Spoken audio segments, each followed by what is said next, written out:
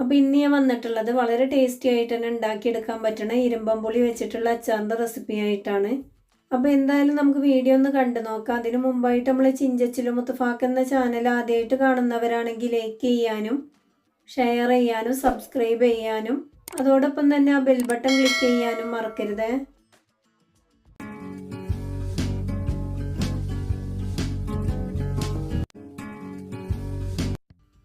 അപ്പോൾ ഇതിനായിട്ട് ഞാനിവിടെ കുറച്ച് ഓർക്കാപ്പുളി എടുത്തിട്ടുണ്ട്. നമ്മൾ മലപ്പുറത്ത് ഇതിന് ഓർക്കാപ്പുളി എന്നാണ് കേട്ടോ പറയൽ.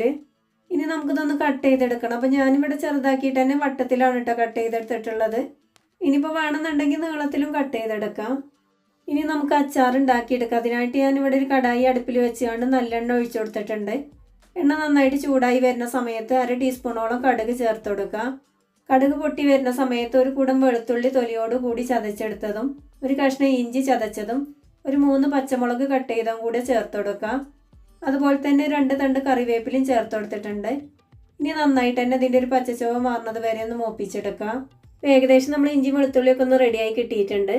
ഇനി ഇതിലേക്ക് വേണ്ട മസാലപ്പൊടികൾ ചേർത്ത് കൊടുക്കുക. 1/2 ടീസ്പൂൺ മഞ്ഞൾപ്പൊടി, 1 ടീസ്പൂൺ മുളക് പൊടി, 1/2 ടീസ്പൂൺ ഉലുവാപ്പൊടി. അപ്പോൾ അച്ചാറിന് നല്ലൊരു കളർ കിട്ടാൻ വേണ്ടിയിട്ട് ഒരു 1.5 ടീസ്പൂണോളം കാശ്മീരി ചില്ലി പൗഡർ ചേർത്ത് കൊടുത്തിട്ടുണ്ട്. ഇനി പൊടികളൊക്കെ ഒരു പച്ചച്ചുവ മാറുന്നത് വരെ ഏറ്റവും ലോ ഫ്ലെയിമിൽ വെച്ചിട്ട് നന്നായിട്ട് തന്നെ ഒന്ന് മൂപ്പിച്ചെടുക്കാം. ഏകദേശം നമ്മൾ മസാലപ്പൊടികളൊക്കെ ഒന്ന് റെഡിയായി കിട്ടിയിട്ടുണ്ട്. ഇതിലേക്ക് നമ്മൾ നേരത്തെ കട്ട് ചെയ്ത് വെച്ച ഓർക്കാപ്പുളി ചേർത്ത് കൊടുക്കാം. ഇനി ഇതിലേക്ക് ഒരു 3/4 ടേബിൾ സ്പൂണോളം ഉപ്പും ചേർത്ത് കൊടുക്കുന്നുണ്ട്. ഇനി നന്നായിട്ട് ഇതുപോലെ ഒന്ന് മിക്സ് ചെയ്തെടുക്കാം. അപ്പോൾ ഈ ഓർക്കാപ്പുളി മസാല നന്നായിട്ട് തന്നെ ഒന്ന് മിക്സായി കിട്ടണം കേട്ടോ. അപ്പോൾ നന്നായിട്ട് തന്നെ ഒന്ന് മിക്സ് ചെയ്തെടുത്തിട്ടുണ്ട്. ഇനി ഇതിലേക്ക് ആവശ്യത്തിനുള്ള വിനാഗിരി ചേർത്ത് കൊടുക്കാം. ഇനിയിപ്പോൾ വിനാഗിരി ചേർക്കാൻ ഇഷ്ടമില്ലാത്തവരാണെന്നുണ്ടെങ്കിൽ തിളപ്പിച്ചാറിയ വെള്ളം ചേർത്ത് കൊടുത്താലും മതി. പിന്നെ വിനാഗിരി ചേർത്ത് ഉണ്ടാക്കിയെടുക്കുമ്പോഴാണ് കേട്ടോ കുറച്ചും കൂടെ ടേസ്റ്റും ഉണ്ടാവും. അതുപോലെ തന്നെ അച്ചാർ കേടാവാതെ ഇരിക്കുള്ളൂ. ഇനി ഇതുപോലെ ഒന്ന് മിക്സ് ചെയ്തെടുത്തതിൻ്റെ ശേഷം ഒരു മീഡിയം ഫ്ലെയിമിലിട്ട് കാണാൻ നന്നായിട്ട് തന്നെ ഒന്ന് തിളപ്പിച്ചെടുക്കാം. അച്ചാർ നന്നായിട്ട് തന്നെ ഒന്ന് തിളച്ച് വരുന്ന സമയത്ത് ഒരു 1/4 ടീസ്പൂണോളം കായപ്പൊടി ചേർത്ത് കൊടുക്കാം. അതുപോലെ തന്നെ കുറച്ച് ശർക്കരയും ചേർത്ത് കൊടുക്കുന്നുണ്ട്. അപ്പോൾ ഇതുപോലെ നമ്മൾ അച്ചാർ ഉണ്ടാക്കിയെടുക്കുന്ന സമയത്ത് ശർക്കര ചേർത്ത് കൊടുക്കുകയാണെന്നുണ്ടെങ്കിൽ നല്ലൊരു ടേസ്റ്റ് തന്നെയാണ് കേട്ടോ. അപ്പോൾ അത് നിർബന്ധമായിട്ട് തന്നെ ചേർത്ത് കൊടുക്കാൻ നോക്കുക. ഇനി അച്ചാർ ചെറുതായിട്ടൊന്ന് കുറുകി വരുന്ന സമയത്ത് ഫ്ലെയിം ഓഫ് ചെയ്യാം. അപ്പോൾ ഇത്രയേ ഉള്ളൂ കേട്ടോ. വളരെ സിമ്പിളായിട്ട് ഉണ്ടാക്കിയെടുക്കാൻ പറ്റുന്ന ഒരു അച്ചാറിൻ്റെ റെസിപ്പിയാണിത്.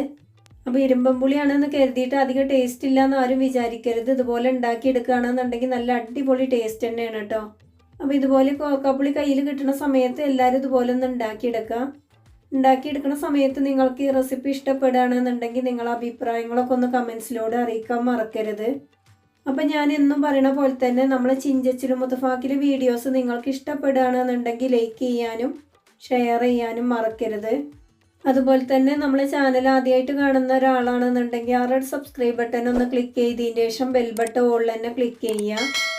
എങ്കിലേ ഞാനിടുന്ന വീഡിയോസിൻ്റെ നോട്ടിഫിക്കേഷൻ നിങ്ങൾക്ക് കിട്ടുള്ളൂ.